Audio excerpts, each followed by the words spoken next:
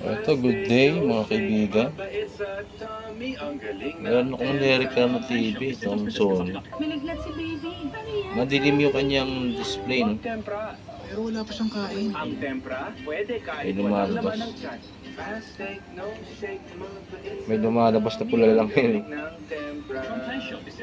So, check ko yung kanyang check ko na yung kanyang mga G2, may voltahe naman eh. Ito, yung G2 niya.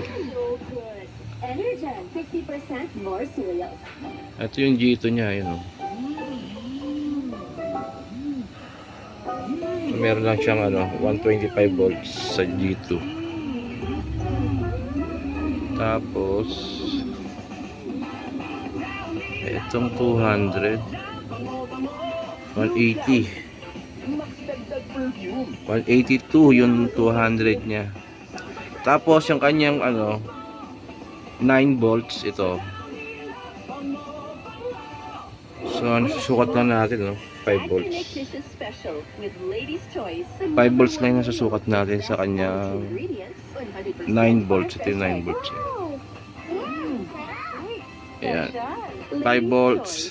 5.7. Yung niya, RGB, tingnan natin.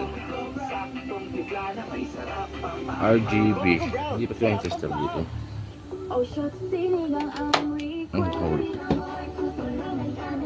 Tanggal yung kanyang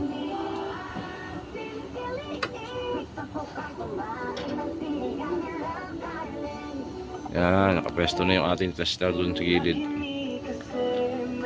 Yung RGB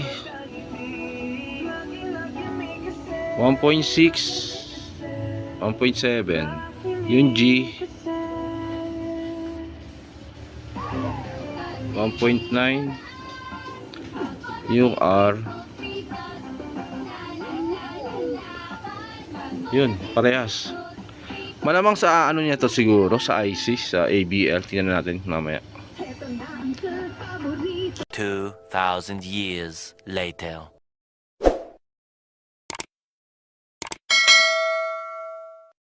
Mali siya mga bro. Nagpalit ako ng resistor dahil dito sa mga G2 niya.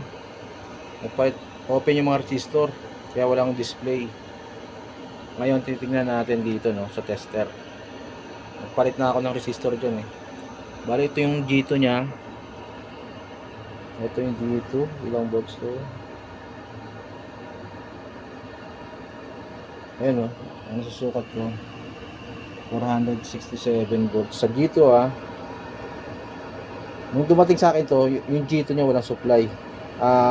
Meron lang 30 volts lang. So open yung kanyang mga resistor dito. Tapos check natin yung kanyang yung RGB niya supply.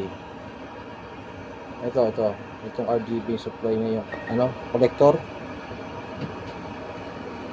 Collector niya meron siyang 150.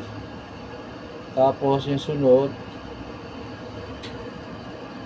159, 158. Tapos yung sunod,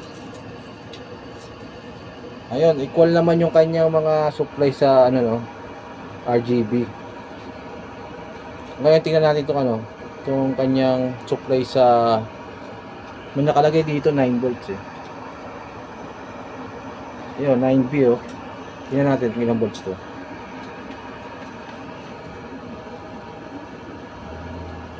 So meron lang siyang 5.7. So kapos yung supply niya sa sa RGB. Tingnan naman natin yung supply niya sa sa base. Ito yung supply niya sa base eh. Ito. Ito may resistor na maliit. 1.1. Yung kabila 1.3. So pwede pa yan, pasok pa yan. Kabila e-meter na pala to, 1.2. Yan, konti lang yung diferensya Emitter pala yung sukat natin. Bali ito yung base niya, no? Nandito pala yung base niya. Ito. Yung tatlong ano na to, sa base niya. 1.5. Yung kabila 1.5 din. 1.4 lang. Tapos yung kabila naman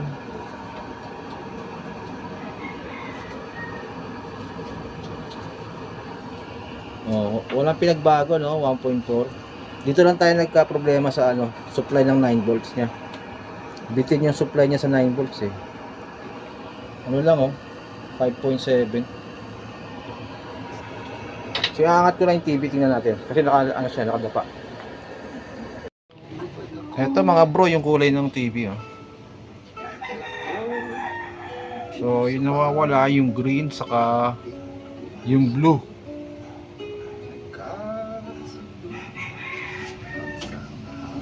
Blurred yung camera.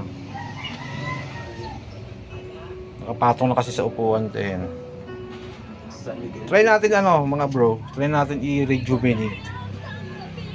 Kung makukuha siya sa rejuvenate, no? Kaya hindi naman masakit sa mata panoorin.